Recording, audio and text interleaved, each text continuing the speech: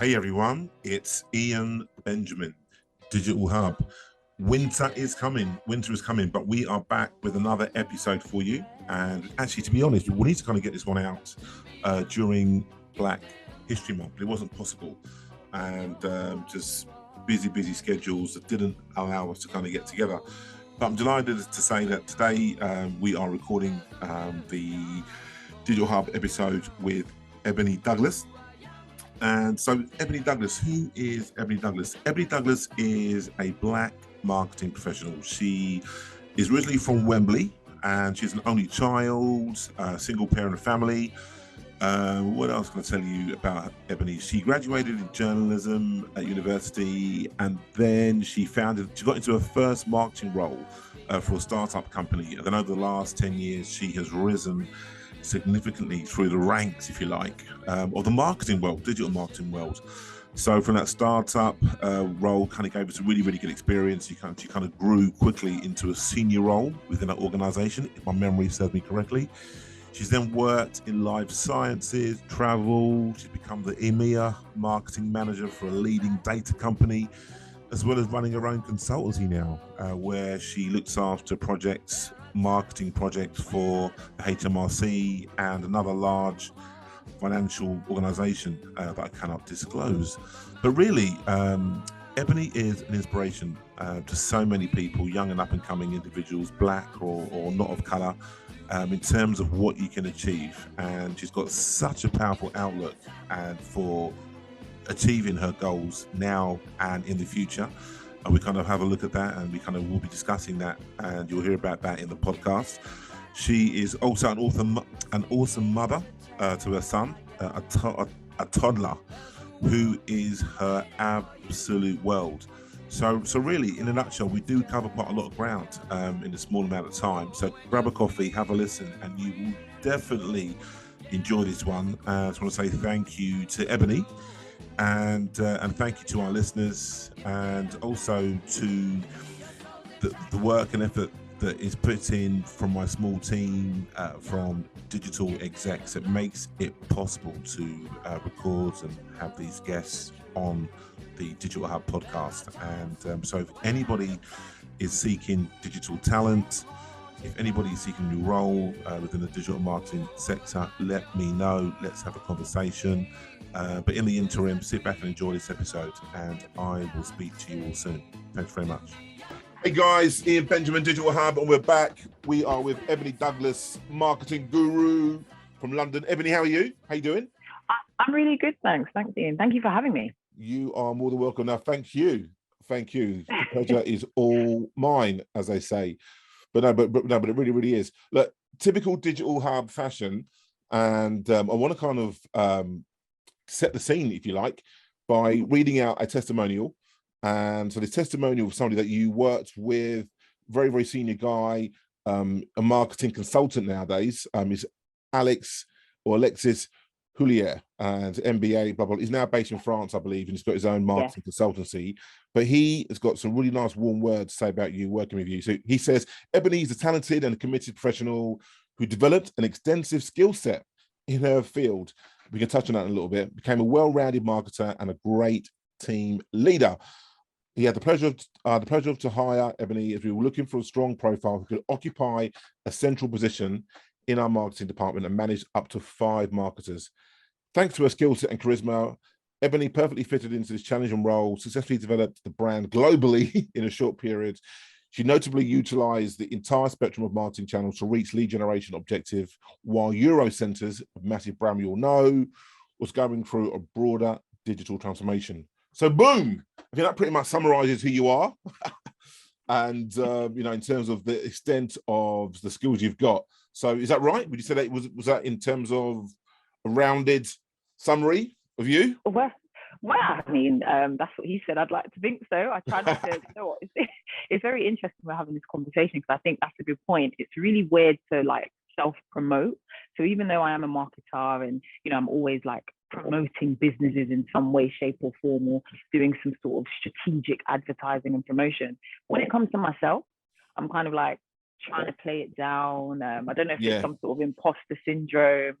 I But think we all yeah, suffer with that, you know what I mean? Yeah. Plus, it's not good to be seen to be bigging yourself up, if you like. Do you know what I mean? You know, but yeah. no, I think you deserve it. I think we all deserve it sometimes, a pat on the back, and I think especially when it's come from individuals in our profession that that you've worked with previously. So, but no, I think you should definitely take the credit. Okay? Thank you. Well, this was great to work with as well. So I'm glad he thinks that. Good. All right. Superb. Wonderful. So tell us about. So where did it all begin? So where about you? Yeah. Were you from? How did it all start? Were you in Holston, right? Yeah, that's correct. You remembered well. Yes, yeah, so I grew up in Holston, Wembley / Holston. So basically, my mum had a house in Wembley. I lived there for a few years, and then we big moved family, small family. So I'm an only child, so big family in terms of extended family. You know what it's like, Caribbean. I'm Jamaican heritage, so we've got a big extended family, quite close knit. But right. I'm actually an only child, so growing up, I was very close to my cousins, very close to my grandparents as well, especially living with them for a while. So I don't know, it's kind of small, immediate, right, massive, extended. Gotcha. Okay, cool. So what's it like? So growing up Holston, Wembley, mixed sort of like environment, right, in terms of like cultures? Yeah, mixed environment, cultures, but I would say predominantly, especially when I was growing up, predominantly Caribbean, strong Jamaican influence growing up. I went to, I think I might have mentioned this to you, I'm not sure, but I went to a primary school in Holston, which was really, really good because we had like a black head teacher, which wasn't necessarily the norm at the time. Right. Black female head teacher, and she was also Caribbean. Can't remember what island she was from. But what was good about that school was that they really like drove home into the children about our heritage. So we would celebrate like Diwali, Christmas, Easter, you know, the full spectrum, right, because it was a diverse area at the time. And yeah, and I looking back on it, I think we were really lucky. So for example, we had house groups, and every Friday we would have like assemblies, right? And we would go into different house groups, get together for a few minutes, and then come to the assembly. Now these house groups had names, and I was in Tubman. It took me. What's it called? Sorry, what's it called? I was in Tubman. Tubman. T-U-B-M. Yeah. As in Harriet Tubman, right? Oh, really? Wow. So, exactly. So, you know, and sometimes these are the little. What were the other ones called? Sorry, that's really interesting. What the other ones called? You had Gandhi. You had King. You had you had Teresa. I remember. I'm trying to think now. If anybody's watching this, that's from our primary school, they'll remember too. You had Teresa, was in Mother Teresa. You had, of course. King. You had King. Yeah. I don't remember there being an X, but I definitely remember that they were like strong names. Seacole. You had Seacole as well. Right, Seacole. They were like. They were like strong names, and we were all in these little groups. And you're talking primary school, right? So we were like anywhere from 3 right the way up to, when do you leave primary school? What, 10? 10, 11, yeah, something like that, yeah. 11. So we would do these and have these little groups. And I found that really interesting because it set the seed and kind of the roots for a lot of the children. And it's not just black children. Like I said, it was variety. Yeah. We had Nightingale as well, as in Florence Nightingale. Florence Nightingale. So it was definitely diverse at the time. And I think growing up in Holston had its positives and negatives as well, because it's a borough it was a poor borough, essentially. So what that then generally means is there might be a lot of crime. At the same time, within that, going to that school was powerful, and it was one of the top primary schools in Brent. Right.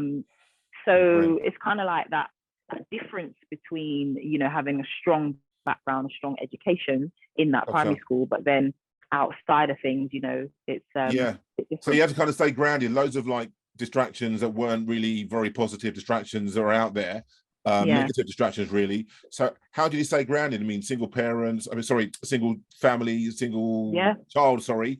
So how did you kind of stay grounded? Was it easy to kind of like go off on a tangent, or to get drawn into the wrong groups of people?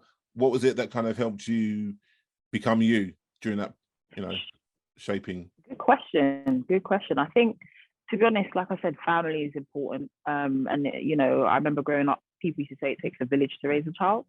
And I believe that to be true. I'm not sure if that's just a Caribbean saying or if that is a wider saying. It's a globally, it's true though, isn't it? Really, I think it is. Yeah, I think it's true. It's true. And even though it was a single parent household, I was very close to both my parents. And what I love about Halston, which I think is great, is the community spirit. So within all the stuff that's happening that might not have been so positive back then, there is a strong community spirit. So like, for example, I've got family that literally lives 5 minutes around the corner. Literally, and we would just hang out quite a lot together. I also was raised in church.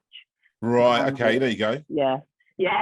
So she's a strong Christian. A lot of my family's from the church. In fact, my uncle's a pastor of the church now. Right. So I think that. You think that helped you kind of stay grounded and kind of helped you stay away from any negative distractions potentially in the church? Yeah, potentially. Yeah. I mean, and I think sometimes, I would say yes. I would say potentially. Strong. Potentially, yeah. I think yes. I think yes. Definitely. My mum and dad were Christians, but they're really big churchgoers now. They've moved back to the Caribbean to St. Kitts specifically, but they went to church every few weeks and not every week religiously. And so that kind of definitely helped, because from growing up with my sister, just a year older than me, I think it definitely kind of helped me stay in line a little bit, even though there's strong way of being strict and keeping us in line, as it were. But I think that the God-fearing element definitely had a bit of an impact on me. I think, a little bit. I think. I like the way you said that, the God-fearing element. That's a good way to put it. Yeah. Without a doubt. Fantastic. So what were you like at school? Were you like sporty, academic? Was you always like an academic, or did you kind of like, what sort of interest did you have? That's a very good question. I really liked playing football. I know it's random, probably off topic. Yeah, I even had my level 1 football certificate back when I was around 17 and taught the I can't remember, was it the under 6s? Or the under 7s? I taught them briefly. I worked for a charity. So wow. I was quite interested in that. I wouldn't say I was sporty at all. I just liked playing football. So I was one of the kind of girls who'd be like, especially in primary school, it was me and another girl, we'd be the only girls playing football at lunchtime. And when I got to high school, played maybe like year 7, and then by year 8, you kind of get sucked into the whole politics of high school life, and hanging around with different girl groups, and then football wasn't a thing. Right. So I wouldn't really consider myself an academic, even now. It sounds crazy because obviously I've done my degrees, and I'm always trying to upskill, but I just like and enjoy doing what I like and enjoy, if that makes sense. So I wouldn't say I was somebody that was like at school always reading, like always the first hand up to answer a question. I wouldn't say I was academic in that sense. Would you like middle of the road? Would you say, in terms of like? Yeah. I would say I was middle of the road, and but also very still like this now, very inquisitive. Right. I think definitely very inquisitive and always want to learn more and problem solve. So for me, I love problem solving, especially when it's anything digital, techy. I do like to dabble there. So I think. So where did that come from then? So from your perspective, where did the interest in marketing come from?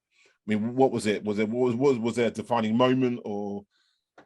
Yeah, actually, I didn't really know what I wanted to do when I was going into uni, and I think quite a few people have a similar story like that. So I knew I was good at English because I did English literature at A level. I liked history, but it wasn't really landing. Looking back on it, I'm not sure if it's because of the curriculum that was being covered, because it was just stuff I wasn't really interested in. So then I decided, all right, I'm going to do journalism because I thought that would bridge the gap. I like a bit of media. I wanted to delve into building websites, because at this time, this is going way back. This is like before Wix and, all these kind of websites you could build yourself. So I wanted to dabble there, but then I wanted to do TV, but I didn't study media. So I thought journalism is a nice segue to kind of do writing. And then this is when. So what age were you? And you're coming out of college, was you? Like, so this is when you're doing. Yeah. So A-level, so 17, 18-ish, going into uni. Sixth form type thing, or form. Exactly. So around sixth form, and then so then I decided to do journalism. Ended up at university studying that. I really liked it. Really loved the broadcast side of it. So looking back on it, I probably should have done media. And then when I finished, I didn't actually know what I wanted to do. So uni's over now. I'm just working in my part-time job. So you finished uni, and then and you graduated in journalism. Is that right? Yeah, I graduated in journalism, and then graduated in journalism, and then I started a social media internship at a fashion distribution agency, which was really, really good because that's where I would say the bare bones of understanding the marketing spectrum started. But Right. I was thrown in the deep end. So how I got the job is quite a funny story. How I got the job is, I think I found the job on Gumtree. I'm not quite sure. I think I was on Gumtree and I was like, look, I want to do something different. Because you got to bear in mind, when did I graduate uni? I was probably like 21 or something like that. So I was thinking, how do I find a job? I don't just want to stay in my part-time job, which was pretty cool, but I wanted to move on. And then found this internship, had a great meeting with like some of the stakeholders at the company. Was it a paid one? A paid internship? It was a paid internship. Yeah, it was a paid What was the internship. company? What was the role what was the internship? Yeah, so I was doing social media management, but quickly, it was a fashion distribution agency. So quickly it progressed into basically doing the full digital marketing strategy for them. But what I will say is what was really nice working with the team at the time, they were called Tiger Leash at the time. What was really nice working with them. What? Say slow it down. They're called what? They were called Tiger Leash at the time. Tiger Leash. They were called Tiger Leash at the time. So it was really, it was really fun working with them because what was nice is we had a team based in India who would do more the execution. And then I would kind of create the plan, strategy, what's going out. Yeah, and then also work with like their external stakeholders as well to kind of build the whole brand image. And then amazing first job, right? Or internship? It was really good, amazing internship. It was an internship for 3 months, and then it moved up into a full-blown like job essentially. So internship for 3 months, then they realized they needed me more than social media. They needed digital marketing.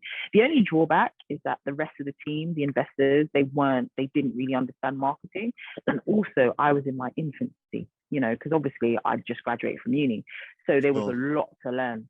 So got the job done, did really well, did a few campaigns. We worked with Drunken Monkey at the time, and they were a big brand at the time, particularly for the skaters and things like that. Worked with this really cool PR agency, did some great shoots as well, fashion shoots, even worked with like this company called Channel Advisor. So it was really, really good. I think my hands was on the ground and my hands was in many different things. Like no day was the same. Literally one day I might be sorting out contingency and budgets and all that for the shoot. The next day I might be literally on social media scheduling posts, and then the next day we might be thinking about a newsletter, what's going out and to who and when. And then it was just literally end to end. But I do think looking back on it, it was quite a huge task because some of the drawbacks was a lot of our execution team was in India, a lot of our SEO team, everything was in India. You've got the time difference. Got the cultural differences. Absolutely. I think that's good though. I mean, that might have helped shape you to work in, like, being thrown into the fire, essentially, having that odd tempo of time, the cultures makes you stronger, because it's not like you're not an easy type of role where everything's there for you. It's all type of, it's a bit fragmented, which I think makes you stronger, right? Makes you you got to adapt to that. So that's really interesting, really, really interesting. So that was your first taste of it, and then you loved it and thought, you know what, this is definitely a bit of me. And and then did you kind of drill down on any specific areas of marketing? Then how did that role make you feel? Sure. Okay, so that role, like you said, I was a self-starter, so I definitely would say throughout my working independently has been something that's been my strong point. But then I think once leaving Tiger Leash, I realized that actually I want to really do this seriously. Not that I wasn't doing it seriously before, but I really want to understand the theory of marketing, digital marketing, and the full spectrum and where it's going. So I decided to do a master's. So, the journalism degree was a journalism degree, and now we move on to masters. And I thought, I'm going to do master in digital marketing. This is where I want to be.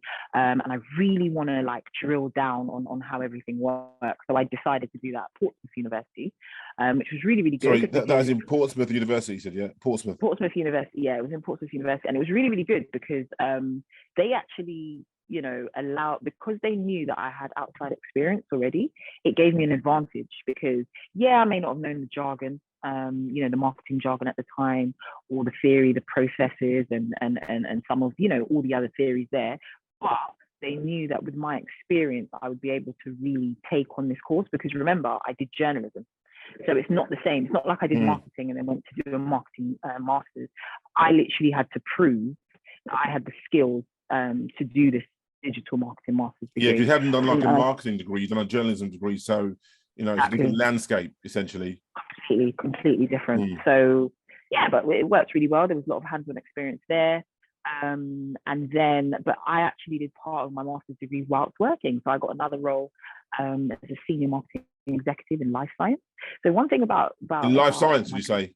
In life science, yeah, and that was interesting as well. Yeah, I bet. Wow, because I mean, that's like a really kind of like, I'm gonna say, can be very, very complex. There's a lot of regulation. There's rules and timings, and you know, trials, etc. You know, exactly. So depending on what part of the marketing spectrum you're in, because I mean, if you're to do with like the advertising side of it, I know there's regulations and only certain types of things you can say, and you know, so yeah. And with both jobs, I've had the opportunity with Eurocentric, who you read out earlier, and also with Bioline, which is the life science company I worked at. Sorry, say that again, Stanley. It's called what? Sorry, which one? The life science? Bioline. Yeah, Bioline. It was called Bioline. And then, so they're a pharmaceutical company. Yeah, they're like a UK or American pharmaceutical company, or they merged into a company called Meridian now. So they've become Meridian. Meridian is international. Right. So it's actually global. It's a huge bioscience and diagnostic company. So most people in life sciences have heard of Meridian. Okay. So it was really good working there, and I worked with EMEA. I've got to remember now, because it's a couple of years ago now. Worked with China, APAC, which is what we called it, APAC as well. And the whole time that I was there, because you asked quite a lot, what speciality? This is interesting about my career. I feel like I'm a 360 marketer now, because I've touched on various different industries, worked on various different tools. I think one of my strong points was social media, and then gradually moved into like email marketing. And then, but then there are other areas like content creation, which I worked on quite a lot. And actually at Bioline, it was content creation. So working with like Photoshop, Illustrator, InDesign, and developing like the brochures, the digital brochures, and all that sort of thing. And also the image and the branding behind like our CRM tools that we use. So we use like Pardot, Salesforce, and that was mainly to aid the sales team so that they can sell better, in for better words. So that was really interesting, working there for a while. Fantastic. So that kind of gave you a broad go at all areas of the marketing skill set. You wasn't just defining, for example, content. You're doing various channels, and working with the sales team as well. So that's cross-channel marketing, we kind of call it. So it's working along different channels and also coming together to make sure that we're appealing to the wider business goals. And that our marketing strategy is linking with the sales team, and they're following up, with leads, and that we're generating leads as well for them to follow up on. So, gotcha. Okay, cool. So is there, what areas? I mean, what areas within that did you prefer, or do you like best? So would it be the content piece, or would it be the actual like SEO or PPC, looking at the data and analyze it and tweaking those type of campaigns? What was it? What is it within the marketing mix that you gravitate towards more than anything, would you say? Yeah, I would say it's a very good question, because I quite like multiple areas of marketing, but I do like I'm gonna go back. So I'm gonna say what I like the most. So depending on what you're doing, so depending on the industry I've worked in, and depending on the way the company's set up, determines what I like. So when I was at Bioline, and also the tools they use, I have to be clear, the tools they use, because why I say that is, for example, Canva's come out, and that's been great, but there was no Canva before. So, and Canva wasn't used in the way that it was used. So content creation, I would say now I love a bit more, but at the time it was a bit tedious, because I didn't really understand Photoshop, but I had a great manager who was a graphic designer. So he told, you know, he kind of coached me on how to use things like Photoshop, how to pay attention to detail, all that sort of stuff. I learned, you know, all those years ago when I was working in life science. So I would say content creation has come back up, but actually I really like the digital communication side of things. And this is a relatively new thing, because what I think you find in your marketing career, people do specialize. They might go into SEO, they might go into PPC, they might go into, but rarely, unless you're working for like a massive corporate company, and I think people resonate with this, if you're working for maybe a startup or a smaller size company, as a marketer, you do tend to touch into different areas. Yeah, you do. You're wearing many hats, right? You're wearing many hats. You're wearing many hats. So even if I said, oh, you know, I'm really interested in SEO, you might be doing some on-site SEO, you might be doing some off-site SEO, but then at the same time, they might need you to create some content, you know. Absolutely. So you don't necessarily focus on one area. And sometimes there's so many parts, there's so many moving parts that you need to move this part in order to make that part work.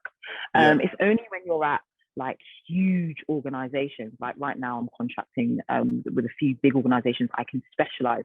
So now I'm specializing in project areas. So some of these project areas are more project marketing management, project led. So what that basically means is, this is what we need. Let's come up with a strategy, so a strong marketing strategy. How can we communicate to the business internally? What tools can we use to communicate with these businesses internally? What are we going to be using this content for in the long term? And then how can we analyze the kind of results, the ROI, right? Okay, exactly. So that's kind of like strategies. It's not hands-on actually execution of a campaign or any particular marketing skills. It's kind of like strategy type stuff that you're doing, project strategy stuff. Do you like that? Is that being good? I do like that, but then, like I said, like I was going back to when you asked me what do I prefer the most, that's why I said it's interesting, because it depends. It depends on what, you know, and over time, especially as you get more senior in your position, naturally you become a bit less hands-on. Especially when it comes to the execution. So I've been fortunate to be able to marry both. So like right now with some of my clients, I am doing some of the execution as well as the strategy, but then we do have other teams for that. And I think the biggest challenge, which I really want to point out here as well, the biggest challenge is because I've been on both sides, the biggest challenge is to remember and always remembering to delegate, you know, properly, because sometimes you might know how to do something because it might be quick for you, but then you've got to train others, right? And that's where I'm at now, you know, just training others to develop their skills, and also they've got better ideas, they might have better ideas. So working on the strategy is fun, but then now I'm at the stage where I want to develop others, you know, to kind of let them understand how to execute properly, and then also getting them to understand how to report properly as well. So I think still like the execution, I don't want to get away from that, but yeah, I'm at the other end. So. That's good, fantastic. Something that you touched on earlier, or we touched on earlier, was about the imposter syndrome, etc. And I think we all kind of suffer with that as well, a little bit at times. I do. I think you touched on it as well. Is it something that you kind of go through as well? Or even nowadays, even though you're kind of like more the senior marketing person, getting up the food chain. I mean, do you still kind of like? So give me this example of when you have recently felt that. Oh gosh, quite a lot. I think what I will say is like there's always going to be, especially when there's so many different layers to this, because this is creating more diversity in marketing, which is what my like my tagline was for Ebony Her. So there was a brief stint when, after I left Eurocenters, I moved on to starting my own company, right? And it was just so that I can be a consultant to different clients and be hands on deck. So it's more like a freelance approach. So the reason why I created that tagline was because I found that in my career I was the only Black female, if not just sometimes the only Black person, and that might not be a massive deal, you know, because we're all people at the end of the day. However, there are okay, say it slowly again so everyone can hear. So it's called Ebony Her, Her, right? Yeah, Ebony Her. Everyone's like, well, so it's Ebony Her, Ebony Her. And because I knew you through Ebony Her, right? We've done some work together, blah blah blah, and I just want everyone to know that is a consultancy, Ebony Her, crystal clear. And I don't know whether that's still out there as a sidekick, but I mean, a side type of gig for you, as it were. But yeah, great, fantastic. I was very happy, and hence why we're on the podcast together today. So just want to give you a big up there. But I wanted to be clear because I weren't sure whether it was clear enough in terms of what you said. So and then so you did that, and then carry on for what you're saying about why you did that, and then what that led to from an imposter syndrome perspective. Sure. So yeah, started Ebony Her, still doing Ebony Her. So now I'm like working with different clients on a contract basis. So the whole idea, it could have just what sort of things you're doing? Sorry to be so nosy, but what sort of things you're working on? It varies. So it depends on the client. So right now, I am working, one of my biggest clients is HMRC at the moment. So HMRC, so I'm working with them on a couple of projects in their recruitment marketing division. I'm working with another client who's in the finance sector, sustainable finance. So I'm working with them building their LinkedIn page. So we've just launched their LinkedIn page a couple of weeks ago, and they've got like really great contacts. So the idea with them is using LinkedIn to really drive the business and to generate more leads for that company as well. So I'm still, like a consultant for different clients, and it varies depending on what they want and depending on my skill set. So does the imposter syndrome kick in when they ask you something, or when you've got to respond to them? When does it when do you feel that imposter syndrome kick in? I would say it comes in when you're actually nitty gritty working on projects and working with the teams, because you can only be as good as how your team kind of help you deliver, to be honest. So even if you have the right strategy, you have the right ideas, you still need buy-in. You still need teams buy-in. You still need buy-in from the stakeholders. That comes with building relationships, right? Remember, I talked about going into digital communications, which is something that is really an area that I want to move into a little bit more. It's an element of marketing because you have to use digital channels to communicate, but just to focus on that area, because going back to your imposter syndrome question, you have to build relationships. So in order to get the buy-in of your team, and the buy-in of to justify what your thoughts, get them to buy into it. So you think, well, are they going to buy into it? Does it make sense, etc.? And exactly. Right. Exactly. So, and I think sometimes that can be a challenge, because this is where you can notice that not everybody is as open, or they may want to answer to you quickly or be friendly. It's not that they're being necessarily horrible, but sometimes it could just be like there might be a culture clash, and sometimes you generally just don't know what the reason is why you might be ignored. So you feel like you might have to constantly be asking the same thing again, and then you're wondering if it's just you, and then you're comparing with your the wider team and seeing how they're being responded to. So how do you overcome it? How do you overcome it? How long does it fester? And how do you overcome it? You just say, look, sort myself out, it's fine, and then how do you overcome it typically? I just get the job done. That's the truth. I just get the job done to the best of my ability. If there's any concerns, I raise them beforehand.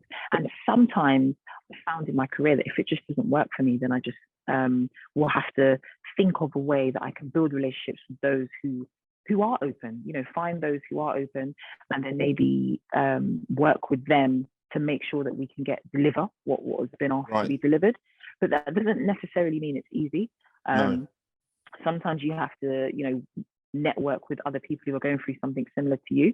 So I have a wide network of and friends who face a similar situation, even like you and the stuff that you're doing, speaking to you guys, learning that it's across the board. What's definitely really good is in the last couple of years of like Black History Month, a lot of the content on on LinkedIn, has been really empowering. And I think empowering is a key word in terms of overcoming.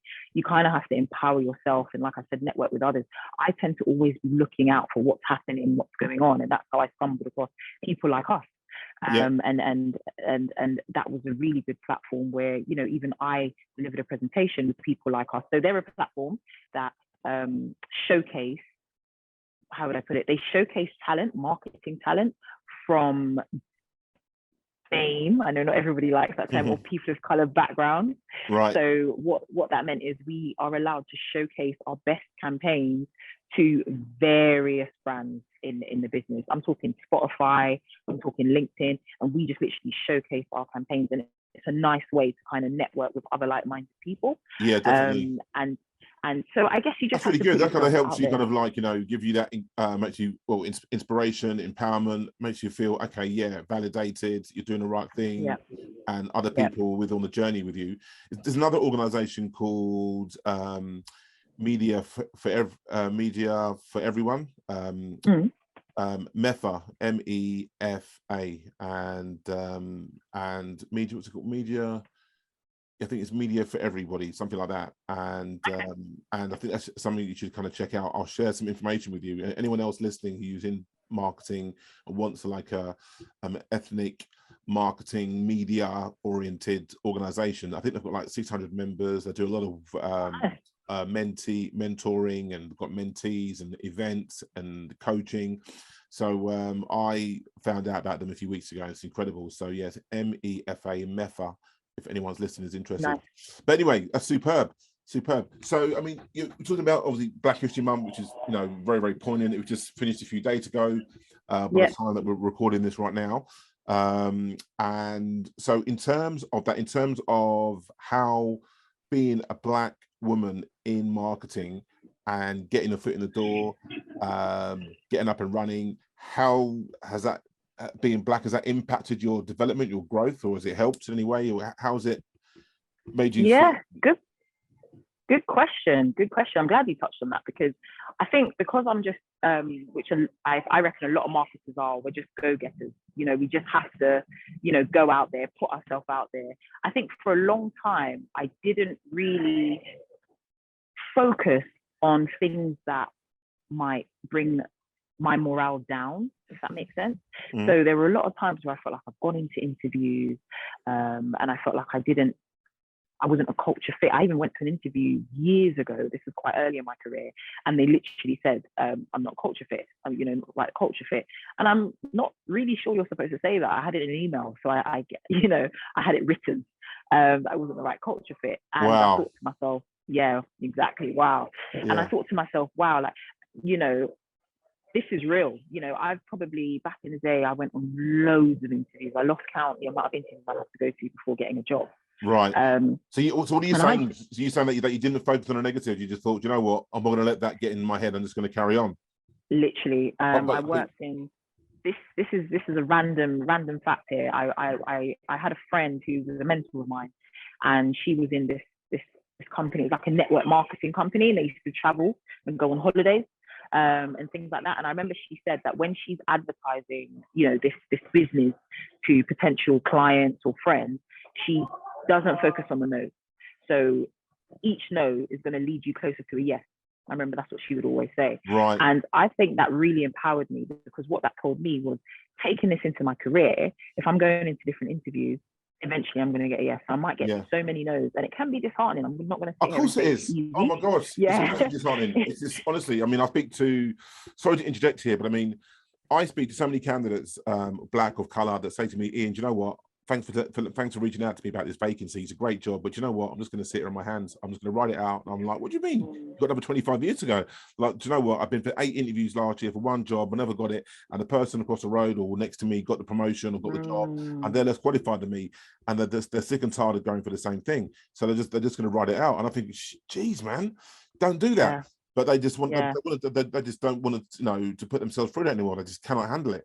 And not everyone's like you, Ebony. Not everyone's like you. And I think what you just said is really, really massive. And I think it's really inspirational, that you just got to be able to know that you're going to get knocked back, and know that you've got 2 decisions to make. 2 decisions. You can either say, well, look, you know what? I'm going to let it affect me, or I'm going to be the best prepared candidate that I can be, and then just keep going until I get a yes. And I think you've got to make that choice, and you've got to go the other way. You've got to be positive. Do you know what I mean? You know? Yeah. And I think, also, I think there's more companies that want to work only with inclusive companies. And like, I only want to work with inclusive companies, you know what I mean, from a recruitment perspective. And I want to represent Black and ethnic talent, because there's an underrepresented in the digital space. And that's the area I kind of focus on. So there's more companies doing that to help individuals of color get through the door, by making it a bit more demystifying that path of where there may be an opportunity. You know what I mean? That's what I want to do, make it a bit more clearer for candidates, for ethnic professionals to find out an opportunity. And but what you said, that's incredible. And I think, you know, you're absolutely right. Whoever made that comment to you, I'm delighted that stayed with you, because obviously helps you, because you could have gone the other way, right? Of course. Her name was Efrosini Adamides. I just want to shout her out. So she Efrosini Adamides. She's on LinkedIn, I think. Wow. So okay. Cool. if anyone wants that, she is a coach and a mentor. So I definitely have to shout her out. So that was a good point. 100%. And it kept me going. And also, I just wanted to add as well, Ian, that I am saying, I'm going into interviews, right, saying I'm a marketer, right? This is what came to me. This might help somebody else. If I'm a marketer, shouldn't I be marketing myself? That was what came to me. So then that back then, I didn't say this before, but how I got that social media internship was because I created my own website. And this was way back when. So this was, like I said before, Wix. So I did it on WordPress, built it myself, and started showcasing stuff that I'd done at uni, on this website. And it's almost like a digital CV, isn't it? Yeah. So what did you do? I mean, that's a really, really good tip. So for other people listening, so what you did was you shared the link for your website on your CV. Is that I did at the time. I did. Okay, yeah, I did. So, okay, good. So put it out there. So you're saying to up and coming individuals to maybe create your own website or create a video about yourself. Would you say that's a good idea? Video about yourself. I think video about yourself shows something. You know, you're a marketer, so you should be able to be creative. You should be able to be thinking of that area. If you're in digital marketing, like I was, do something digital. Maybe it might be having a website, or maybe you might be going that step further. You might have a digital, what's it called, contact card. And you might even have a digital presence, which I've got a digital presence. You can find me. You can find the work I did. I even did a podcast as well during lockdown. Totally off topic. It was more to do with different themes, different areas. But all of this stuff is because I am a digital marketer. So I'm going to showcase what I could do, but at the same time, where my interest lies, I want to kind of use my skills to draw an audience, so to speak. Yeah. So I just wanted to throw that out there.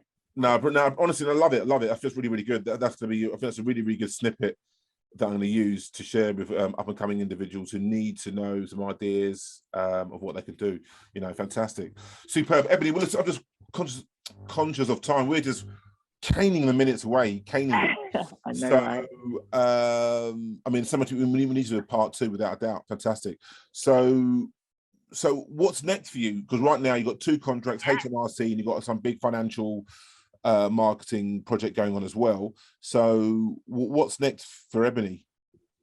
Yeah, I think, you know, I'm open to seeing what's next. As I said, I want to venture more into digital communication and working a lot more in that area, working with like the inclusive spaces, whether that's working with unis, because I am working with unis here and there as a guest lecturer, and just finding my feet in that space a little bit more, networking more, finding new clients to work with, which I'm open to finding new clients to work with, because I think just before we finish, you touched on a good point. You only want to work with inclusive companies and companies that are inclusive. And I think I'm at the stage where I'm thinking, but what does that look like? Because I've worked, you know, in companies under the inclusive space. Yeah. But then when you actually get in there, you know, Yeah. 100%. You know, I'm with you, with that. Yeah, definitely. I don't want to bore you with that, but I go for that every day, where I'm speaking to a company and they say, we know we've got a D&I policy, we've got this, that, and the other, and blah, blah, blah, and we're doing this, we've got an ERG internal group. Yeah, so working with companies or recruiting for companies, I mean, you know, testing them and it gets bottlenecked for some reason. It's like, what's happened there type of scenario. And then you hold their feet to the fire, or candidates go apply for the vacancies and nothing happens. I mean, it does happen, but I think it's getting less and less. And but some companies need to be called out over it, because they are making a whole heap of noise about their DNI and EDNI, and then when it comes to it, they're not doing it. So, you know, it does get under my skin. And actually also as well, sorry to cut you there, Ian, also as well, when you're in, sometimes even when you're in, you know, everyone's ranting and raving how they want to be in senior roles, but there's an alarming rate of, you know, like Black candidates coming into roles and then leaving, you know, coming in senior roles and then they're leaving. And then I guess the question is, why are they leaving? And even somebody like myself, you know, going back to some of my experiences, it's because sometimes we're not listened to. Sometimes, you know, like I said, you know, if the team if you don't have the buy-in from the team or even those who are managing you, they might, how to put it, the microaggressions is a key word that I've said before. And sometimes you want to work in a place where you feel comfortable, right? You want the best of your abilities to really shine through. Sometimes, I find in the past, you've made a massive contribution and you may not even get noticed. Oh yeah, definitely. 100%. 100%. Yeah, definitely, without doubt. I mean, I think the company, the employees need to show individuals of color or not, even of color, what their growth looks like. But I think a lot of black individuals, get an opportunity and dive into it without realizing or looking into what the career progression path is like, and that company's only hired them to get their numbers up and has got no interest in progressing them, no interest at all in progressing them. Do you know what I mean? So which is crazy. But yeah, I think it's I live and breathe it every day, and it's definitely work in progress. Where you've got, for example, I can't name the company, but it's a massive financial organization, and they've hired somebody who's going to be head of global talent for them, and she wants to bring me in to do some bits and pieces with her hiring at the top level of the business. But she thinks the individual that she reports into, the two people, are on her side as well, to make some changes with ethnic hires, etc. But we'll see, because she's taken a long time to get back to me.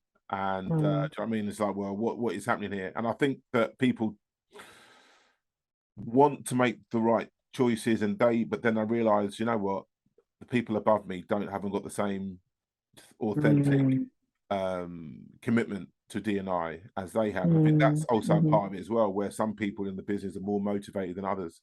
And without everyone singing from the same hymn sheet, nothing happens. It's not going to work. Yeah, exactly. And I think, like you said, equity is also important. Equity. So we talk about equality, but equity is also, understanding an individual, where they're coming from, and if you're going to manage them or lead them according to where they're at. So what I'm saying is, like, you might have, like a person of color, in my case, a black candidate. You kind of have to understand a little bit about their culture, understand a little bit about, the challenges that they have, the challenges that they may face. So if you're going to be an employer and you're hiring candidates, you kind of can't, paint everybody with the same brush. You can't manage everybody with the same brush. I have a different challenge to, it might even be economically. Everyone. Yeah, to you, there's so many different challenges. I'm not saying you could do that on an individual basis on every single person, but just having that understanding, awareness of that. And these things affect you. I mean, I know we're wrapping up, but I'm just thinking, for example, George Floyd happened years ago. This is just a random example, right? Now, yes, that affected everybody, but it might affect Black people a little bit more, because it wasn't just George Floyd. There was a lead up of deaths that happened, and then George Floyd was the final. So emotionally, that's quite taxing. And we all know with social media, they're looking into how to, reduce time spent on social media, because it affects our psyche. These are actual reports. These are actually things that are being flagged up on social media. So if you have, you have algorithms, right? So if you have, young people in general, but let's just say Black for the sake of the conversation, you have a lot of Black people that are tapping into various social media blogs and things like that. And it's a lot of deaths of, like, maybe Black males and things like that. It's going to affect them. It's going to affect their emotions. So when they're coming into work, when they're going into school, they may operate from a different standpoint, because they may operate from a place of fear. Sure. Feeling of not being included. And then these are kind of building personas, and that's what we do in marketing, right? We build personas, character images. And I think, when it comes to ED&I and being an inclusive employer, these are the kind of questions that need to be asked. These are the kinds of thinking behind that hire, and thinking about when they join your business. Yes, they have the ability. Yes, they have, they may have all the qualifications and that you need, but how do you get the best out of them, knowing the potential challenges that they may face? And I think that's another question, and that's another conversation that we could have for another day. But, definitely. It's all right. I mean, I think it's got to be put. Is 100%. I mean, some companies are doing it now. Not enough companies are doing it. But fantastic. And you're right. It's another conversation for another day that I'd love to have. I could chat about it all day long. I could chat about it all day long. So listen, so look, look, we've got a growing audience of listeners and viewers, and so what do you want to share? What do you want individuals to know about Ebony Douglas, or what do you want to share? What do you want to say as a final type of testament to this podcast interview with you? Sure. I want to say thank you first of all, Ian. It's been great. Worked on different projects together, and also having me on the platform, as I said earlier as well. It's really, really good talking to you. And I think it's really inspiring that you really are trying to bring, talent from all different backgrounds, and specifically Black talent as well, that are in the marketing industry, and giving us a platform and putting us out there. But I'd also like to share as well that if anybody wants to get in touch with me, I'm pretty open. I'm very active on LinkedIn. So LinkedIn is my channel of choice. So if you want to send me a follow or even an email and just drop me a line, I'm open to network with other like-minded people in the space. And if there are anyone who's looking for somebody to help them out with some marketing projects or digital communication projects, I'm open to that as well. So yeah, add me Wonderful. on LinkedIn. Superb. Ebony, I want to say, honestly, we've just came through the time. It's been amazing. We could be chatting for another 2 hours, you know what I mean? But yeah. I just want to say, look, thank you so much. It's been great. I want to do a part 2, and no doubt part 3 and 4 and 5 is going to follow. So much stuff to talk to you about. I think you've been an amazing guest. Thank you so much for being on the Digital Hub. Amazing. Thank you so much. Wonderful. We'll speak soon. Thank you. Speak soon. Take care. Thank you for all the support. If you like the content you're hearing in our episodes of Digital Hub, hit subscribe below. Thank you very much.